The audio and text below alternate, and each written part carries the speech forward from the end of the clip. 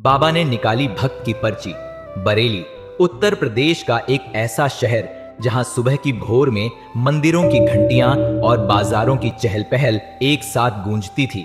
गलियों में साइकिलों की घंटियां, रिक्शों की आवाजें और चाय की दुकानों पर लोगों की हंसी मजाक शहर को जीवंत बनाते थे। इसी शहर के एक मध्यम वर्गीय मोहल्ले रामपुर गार्डन में एक दो मंजिला मकान में रहता था शर्मा परिवार। यह घर भले ही ज्यादा बड़ा नहीं था, लेकिन प्यार, विश्वास और आपसी समझ से भरा हुआ था। इस परिवार का सबसे खास सदस्य था विनोद शर्मा, 38 साल का एक ऐसा व्यक्ति जिसका चेहरा हमेशा एक हल्की मुस्कान से सजा रहता था। उसकी आंखों में एक अजीब सा सुकून था, जो शायद उसकी बाबा श्याम के प्रति अटूट भक्ति का परिणाम था। विनोद जी की पत्नी गीता 35 साल की एक सौम्य और समझदार महिला उनके जीवन का सबसे बड़ा सहारा थीं।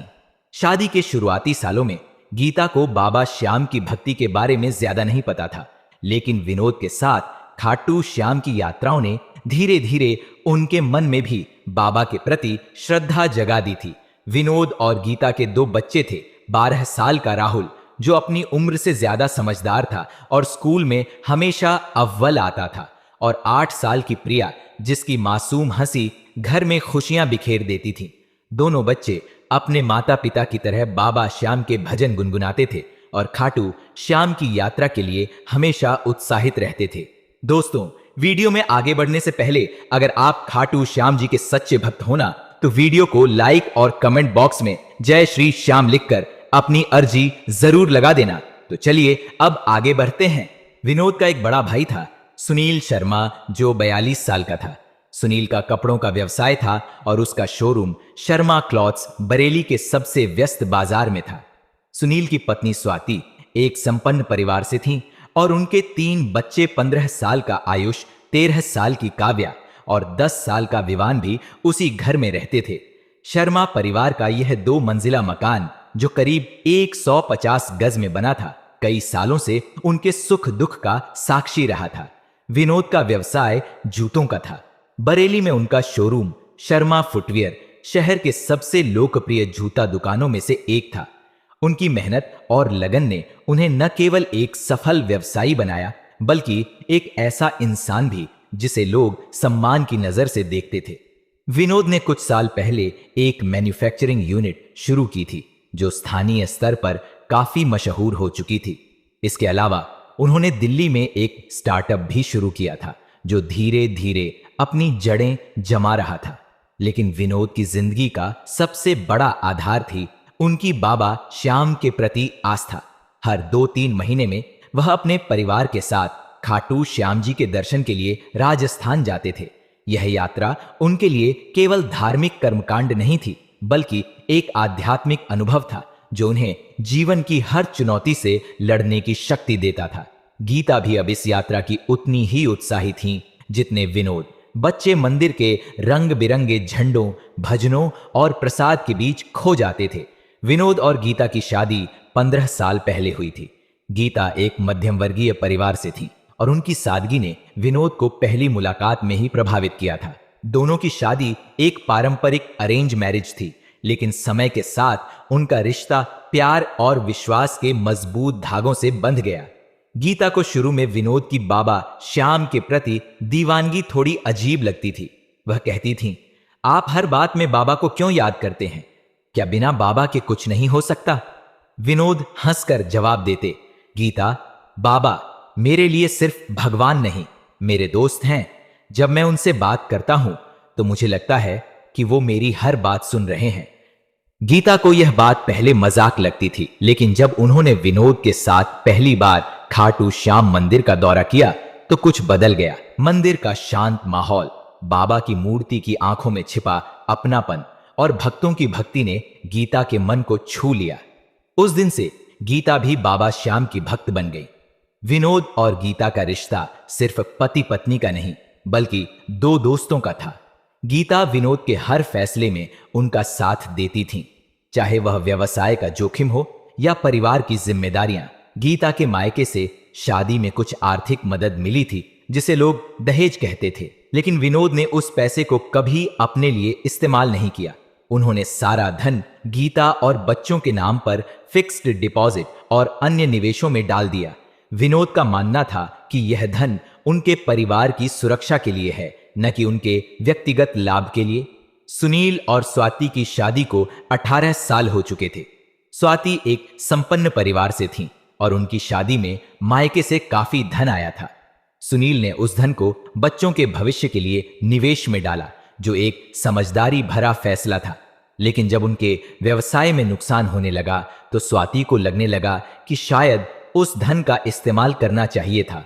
सुनील का कपड़ों का शोरूम एक समय में बरेली के सबसे मशहूर दुकानों में से एक था। लोग उनके कपड़ों की क्वालिटी और डिजाइन की तारीफ करते थे, लेकिन पिछले 2 सालों में बाजार बदल गया था। ऑनलाइन शॉपिंग का चलन बढ़ रहा था और नई दुकानें सस्ते दामों में बेहतर डिजाइन पेश कर रही थीं। सुनील की पुरानी रणनीतियां अब काम नहीं कर रही थीं। नुकसान बढ़ता जा रहा था और सुनील का स्वभाव चिड़चिड़ा हो गया था। स्वाति को सुनील की यह हालत देखकर चिंता होती थी, लेकिन वह अपनी चिंता को गुस्से के रूप में व्यक्त करती थी। वह अक्सर विनोद और गीता को ताने मारती थी, जैसे तुम्हारा पति तो बस बाबा श्याम के भरोसे बैठा है, हमारे सुनील दिन रात मेहनत करते हैं। गीता ये बातें सुनकर चुप रहती थी, लेकिन विनोद हमेशा मुस्कुराकर जवाब देते, भाभी, बाबा की कृपा से सब ठीक है। सुनील और स्वाति के 3 बच्चे थे, जो अपने चचेरे भाई बहन राहुल और प्रिया के साथ अच्छा समय बिताते थे। लेकिन जैसे जैसे परिवार में तनाव बढ़ता गया, बच्चों के बीच भी दूरी बढ़ने लगी। आयुष और काव्या, जो बड़े थे, अपने माता पिता की बातों से प्रभावित होने लगे और राहुल प्रिया से ठीक से बात नहीं करते थे। शर्मा परिवार का 2 मंजिला मकान कई सालों से उनके सुख दुख का साक्षी रहा था। विनोद और सुनील के माता पिता रामनाथ शर्मा और शांति देवी इस घर की आत्मा थे। रामनाथ जी, जो अब 70 साल के थे, एक रिटायर्ड सरकारी कर्मचारी थे। उनकी पेंशन और बचत ने परिवार को हमेशा आर्थिक स्थिरता दी थी।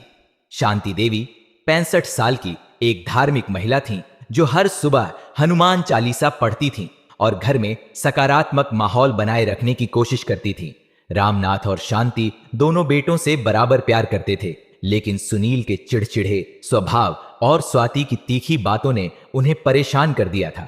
वे चाहते थे कि दोनों भाई एक दूसरे का साथ दें, लेकिन सुनील का व्यवहार इस दिशा में बाधा बन रहा था। शांति देवी अक्सर विनोद से कहती थीं, बेटा, तू धैर्य रख, सुनील का समय खराब चल रहा है, वो ठीक हो जाएगा। विनोद हमेशा अपनी मां की बात मानता था। वह अपने माता पिता का बहुत सम्मान करता था और उनकी हर बात को ध्यान से सुनता था, लेकिन सुनील का व्यवहार धीरे धीरे परिवार में एक दीवार खड़ी कर रहा था। विनोद की बाबा श्याम के प्रति भक्ति की शुरुआत तब हुई थी जब वह 20 साल के थे। एक बार उनके पिता को गंभीर बीमारी हुई थी और डॉक्टरों ने जवाब दे दिया था। उस समय एक पड़ोसी ने विनोद को खाटू श्याम जी के बारे में बताया। विनोद ने बाबा के सामने अरदास की और कुछ ही महीनों में उनके पिता स्वस्थ हो गए। उस दिन से विनोद ने बाबा श्याम को अपना सबसे बड़ा सहारा मान लिया। विनोद की एक खास आदत थी, पर्ची विधि। जब भी कोई बड़ा फैसला लेना होता, वह 2 या 3 विकल्प लिखकर पर्चियां बनाता और बाबा के सामने रख देता। मंदिर में दर्शन के समय वह पर्चियों को उछालता और जो पर्ची उसके दाहिने हाथ में आती, उसे वह बाबा का निर्णय मानता। विनोद का कहना था, बाबा मेरे लिए रास्ता चुनते हैं और उनका चुना रास्ता हमेशा सही होता है। गीता को शुरू में यह विधि अजीब लगती थी, लेकिन जब उन्होंने देखा कि विनोद के फैसले हमेशा सही साबित होते हैं, तो वे भी इस पर विश्वास करने लगी। बच्चे भी इस विधि को खेल की तरह देखते थे और अक्सर अपनी छोटी मोटी समस्याओं के लिए पर्चियां बनाते थे। एक दिन विनोद ने अपने परिवार के लिए एक बड़ा फैसला लिया। उन्होंने बरेली के एक पॉश इलाके में 400 गज का एक प्लॉट खरीद लिया। उनका सपना था कि वह एक शानदार मकान बनाएंगे जिसमें पूरा परिवार एक साथ रह सके। यह मकान आधुनिक सुविधाओं से लैस होगा, जिसमें हर सदस्य के लिए पर्याप्त जगह होगी। विनोद ने यह प्लॉट अपनी बचत और बैंक लोन से खरीदा था और उन्होंने घर के किसी भी सदस्य से 1 पैसा नहीं लिया था। विनोद ने अपने माता पिता के साथ इस फैसले पर चर्चा की थी। रामनाथ और शांति ने प्लॉट देखा और इसे पसंद किया, लेकिन उस समय सुनील और स्वाति गुजरात की यात्रा पर थे, इसलिए वे इस चर्चा का हिस्सा नहीं बन सके। जब सुनील को प्लॉट की खबर मिली तो वह आग बबूला हो गया। उसने माता पिता से शिकायत की, विनोद ने इतना बड़ा फैसला बिना हमसे पूछे कैसे ले लिया? क्या घर के सारे पैसे सिर्फ उसी के लिए हैं? रामनाथ ने समझाया, बेटा, विनोद ने हमारे साथ चर्चा की थी, तुम उस समय गुजरात में थे। उसने हमें बताया था कि वह एक प्लॉट ले रहा है, लेकिन सुनील और स्वाति को यह बात हजम नहीं हुई। स्वाति ने विनोद को ताने मारना शुरू कर दिया, देखो जी, इसे अब इस घर में जगह कम पड़ रही है। दिल्ली में स्टार्टअप, बरेली में शोरूम और अब प्लॉट। ये तो बस गीता के आने के बाद ज्यादा दिमाग चलाने लगा है। विनोद ने हमेशा की तरह शांत स्वर में जवाब दिया, भाभी, मैंने घर का एक पैसा नहीं लिया। यह प्लॉट मैंने अपनी मेहनत से खरीदा है और यह पूरे परिवार के लिए है। मैं चाहता हूं कि हम सब वहां एक साथ रहें। लेकिन सुनील और स्वाति का गुस्सा कम होने का नाम नहीं ले रहा था। सुनील ने विनोद से कहा, तू मुझे अपनी पासबुक दिखा, मुझे यकीन नहीं कि तूने घर के पैसे नहीं लिए। विनोद ने जवाब दिया, भैया, मैं अपनी मेहनत की कमाई का हिसाब क्यों दूं? आप पापा से पूछ लीजिए, मैंने एक पैसा भी घर से नहीं लिया। यह सुनकर सुनील और चिढ़ गया। उसने कहा, तू हर 2-3 महीने में खाटू श्याम चला जाता है, क्या वहां जाकर तुझे यह सब सिखाया जाता है? विनोद ने हंसकर कहा, भैया, आप भी चलिए बाबा के दर्शन के लिए, आपकी विचारधारा बदल जाएगी। लेकिन सुनील ने तंज कसते हुए कहा, मैंने 2-3 लोगों से पता किया है, ये खाटू श्याम कोई भगवान नहीं है। विनोद ने शांत स्वर में जवाब दिया, भैया, आपने जिनसे पूछा वे इंसान थे या भूत प्रेत? मैं बाबा को सही साबित करने की कोशिश नहीं करूंगा। आप बड़े हैं, मैं छोटा। आप जीत गए, मैं हार गया। लेकिन गीता को यह बात बर्दाश्त नहीं हुई। उन्होंने कहा, ऐसे कैसे चुप रहेंगे? हमारे बाबा को कोई कुछ कहेगा तो जवाब देना बनता है। इससे विवाद और बढ़ गया। सुनील ने गुस्से में कहा, जैसे ही तेरा मकान बनेगा तू इस घर से निकल जाएगा, वरना मैं तुझे पहले ही निकाल दूंगा। विनोद ने शांत स्वर में जवाब दिया, भैया, अब तो मुझे भी मकान बनने का इंतजार रहेगा। मैं माता पिता को लेकर वहां चला जाऊंगा। विवाद बढ़ता देख विनोद ने गीता से कहा, मैं बाबा श्याम के दर्शन के लिए जा रहा हूं। प्लॉट की अरदास पूरी हुई है, अब धन्यवाद करने का समय है। गीता ने मुस्कुराकर कहा, आप ठीक कहते हैं, बाबा सब ठीक करेंगे। अगले दिन विनोद, गीता, राहुल और प्रिया अपनी कार से खाटू श्याम जी के लिए निकल गए। खाटू श्याम मंदिर का माहौल हमेशा की तरह आध्यात्मिक था। मंदिर के बाहर भक्तों की लंबी कतार थी और हवा में भजनों की मधुर धुन गूंज रही थी। विनोद ने मंदिर में प्रवेश किया और बाबा के सामने 2 पर्चियां रखीं। इस बार उन्होंने लिखा, 1, प्लॉट पर मकान बनाएं और परिवार को एकजुट करें। 2, प्लॉट को छोड़ दें और परिवार के विवाद से बचें। दर्शन के समय विनोद ने पर्चियां उछाली। दाहिने हाथ में पहली पर्ची आई। विनोद ने बाबा की मूर्ति की ओर देखा और कहा, बाबा, आपने रास्ता दिखा दिया, अब सब आपकी मर्जी। 5 दिन की यात्रा में परिवार ने मंदिर में समय बिताया, भजन सुने और प्रसाद बांटा। राहुल और प्रिया मंदिर के झंडों और रंग बिरंगे स्टॉल्स के बीच मस्ती करते रहे।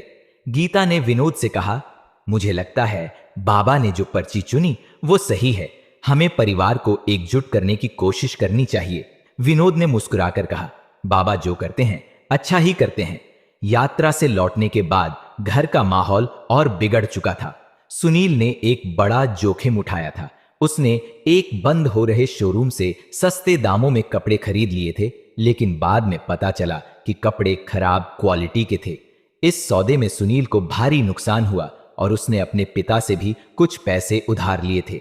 जब विनोद घर पहुंचे तो सुनील ने उन पर गुस्सा निकाला, तू दांत दिखाता हुआ घर में आ रहा है, तुझे कोई तमीज नहीं? हम यहां परेशान हैं और तू बाबा श्याम के चक्कर में पड़ा है। विनोद ने शांत स्वर में कहा, भैया, मैं प्रसाद लाया हूं, आप भी लीजिए, मन शांत होगा। लेकिन सुनील और स्वाति ने प्रसाद लेने से इनकार कर दिया। सुनील के बच्चों ने भी विनोद के बच्चों से दूरी बना ली। अगले दिन विनोद अपनी दुकान पर गए। वहां 3 लोग उनका इंतजार कर रहे थे। उन्होंने बताया कि वे बरेली के एक बड़े स्कूल, सेंट जेवियर्स स्कूल के प्रशासन से हैं और विनोद से मिलना चाहते हैं। विनोद ने हैरानी से पूछा, क्या बात है? उन्होंने कहा, आप कल 11 बजे स्कूल आ जाइए, यह व्यापार से जुड़ा मामला है। विनोद को कुछ समझ नहीं आया, लेकिन उन्होंने हामी भर दी। उस रात जब वह गीता को यह बात बता रहे थे तो स्वाति ने चुपके से उनकी बात सुन ली। वह सुनील के पास गई और बोली, पता नहीं विनोद को स्कूल से क्यों बुलाया है, कहीं कोई बड़ा ऑर्डर तो नहीं मिलने वाला। सुनील को यह बात और चुभ गई। अगले दिन विनोद स्कूल पहुंचे। वहां टेबल पर 8 से 10 जोड़ी जूते रखे थे। स्कूल के प्रशासन ने कहा, इन जूतों में क्या खराबी है? विनोद ने एक एक करके जूतों की कमियां गिनाई। सोल की खराब क्वालिटी, लेसेस का गलत डिजाइन और अंदर का मटेरियल जो आरामदायक नहीं था। प्रशासन के लोग प्रभावित हुए। उन्होंने बताया कि वे पिछले 5 साल से एक कंपनी से जूते खरीद रहे हैं जो 3 गुना ज्यादा कीमत लेती है। विनोद ने कहा, मैं इससे बेहतर क्वालिटी के जूते आधी कीमत में बना सकता हूं। प्रशासन ने पूछा, क्या आप हमारी सभी ब्रांचों के लिए जूते सप्लाई कर सकते हैं? हमारे स्कूल की 10 ब्रांचें हैं और हमें हर साल हजारों जोड़ी जूतों की जरूरत होती है। विनोद को लगा कि यह मौका उनकी जिंदगी बदल सकता है। उन्होंने हामी भर दी और कहा, मैं लिस्ट बना दूंगा, जैसा आपका ऑर्डर होगा वैसा काम होगा। स्कूल ने विनोद को एक बड़ा एडवांस चेक दिया। विनोद के चेहरे पर मुस्कान थी। वह सोच रहे थे, बाबा यह सब आपकी कृपा है। विनोद ने मिठाई खरीदी और घर पहुंचकर सबके सामने रखी। उन्होंने चेक दिखाया और सारी बात बताई। रामनाथ और शांति खुश हुए, लेकिन सुनील को यह खुशी बर्दाश्त नहीं हुई। वह बोला, तू तरक्की पर तरक्की कर रहा है और मेरा व्यापार डूब रहा है। तू मुझसे बेहतर व्यापारी है तो मेरा शोरूम संभाल। विनोद ने कहा, भैया मुझे कपड़ों का कोई ज्ञान नहीं, मैं जूतों का काम करता हूं। लेकिन सुनील नहीं माना। उसने कहा, या तो तू मेरा शोरूम संभाल या मैं तेरा प्लॉट अपने नाम कर लूं। विनोद ने शांत स्वर में कहा, भैया मैंने वह प्लॉट पूरे परिवार के लिए लिया था। गीता ने सुझाव दिया, बाबा श्याम की पर्ची डाल लेते हैं। विनोद ने 2 पर्चियां बनाई, एक प्लॉट अपने नाम रखें, 2 प्लॉट सुनील को दे दें। पर्ची उठी और प्लॉट सुनील के नाम की पर्ची सामने आई। विनोद ने कहा, ठीक है, बाबा की मर्जी। सुनील ने प्लॉट बेचने की ठान ली। उसने सोचा कि वह प्लॉट बेचकर पैसे ले लेगा और विनोद को कुछ नहीं देगा। लेकिन बाजार में प्रॉपर्टी के दाम गिर रहे थे। 95 लाख का प्लॉट पहले 70 लाख, फिर 50 लाख और अंत में 40 लाख तक आ गया। कोई खरीदार नहीं मिल रहा था। विनोद को इस बात की खबर थी, लेकिन वह चुप रहे। इस बीच सुनील का व्यवहार और बिगड़ गया। वह शराब पीने लगा और घर में गाली गलौज करने लगा। रामनाथ और शांति दुखी थे, लेकिन सुनील उनकी भी नहीं सुन रहा था। एक दिन सुनील को एक खरीदार मिला जो 40 लाख में प्लॉट लेने को तैयार था। डील पक्की हो गई। लेकिन जब सुनील घर पहुंचा तो उसे पता चला कि प्लॉट विनोद ने अपनी पत्नी के भाई के नाम पर दोबारा खरीद लिया था। विनोद ने कहा, भैया अगर आपको 40 लाख चाहिए थे तो मैं दे देता, लेकिन आपने मुझे अपना भाई समझा ही नहीं। रामनाथ और शांति ने सुनील से कहा, बेटा तूने गलत किया। उन्होंने सुनील से नाता तोड़ लिया और विनोद के साथ रहने का फैसला किया। विनोद ने प्लॉट पर एक शानदार मकान बनवाया। यह मकान आधुनिक सुविधाओं से लैस था, जिसमें हर सदस्य के लिए अलग कमरे, एक बड़ा लिविंग रूम और एक खूबसूरत बगीचा था। घर में बाबा श्याम का एक छोटा सा मंदिर भी बनाया गया, जिसकी मूर्ति हिंदुस्तान के एक प्रसिद्ध मूर्तिकार ने बनाई थी। 11 दिन की स्थापना के बाद मंदिर में मूर्ति रखी गई और पूरा परिवार बाबा की कृपा में डूब गया। विनोद का व्यवसाय और तरक्की कर रहा था। स्कूल का ऑर्डर मिलने के बाद उनकी फैक्ट्री में कर्मचारियों की संख्या 2 गुनी हो गई थी। विनोद ने अपने कर्मचारियों को परिवार की तरह माना और उनकी हर खुशी में शामिल हुए। विनोद 3 बार सुनील के घर गए ताकि रिश्ता सुधर सके, लेकिन सुनील ने हर बार अपशब्द कहे। विनोद ने कहा, मैं कोशिश करता रहूंगा, बाबा श्याम सब ठीक करेंगे। विनोद की कहानी एक ऐसे व्यक्ति की कहानी है जो अपनी आस्था और मेहनत के बल पर हर मुश्किल से पार पाया। बाबा श्याम के प्रति उनकी भक्ति ने उन्हें धैर्य और शांति दी और उनकी सादगी ने उन्हें सबका प्यार दिलाया। यह कहानी हमें सिखाती है कि जीवन में विश्वास और मेहनत ही सबसे बड़ा सहारा है। दोस्तों, आशा है यह कहानी आपको पसंद आई होगी। अगर पसंद आई हो तो वीडियो को लाइक करके कमेंट में जय श्री श्याम जरूर लिखें। चैनल पर अगर पहली बार आए हैं तो चैनल को सब्सक्राइब जरूर करें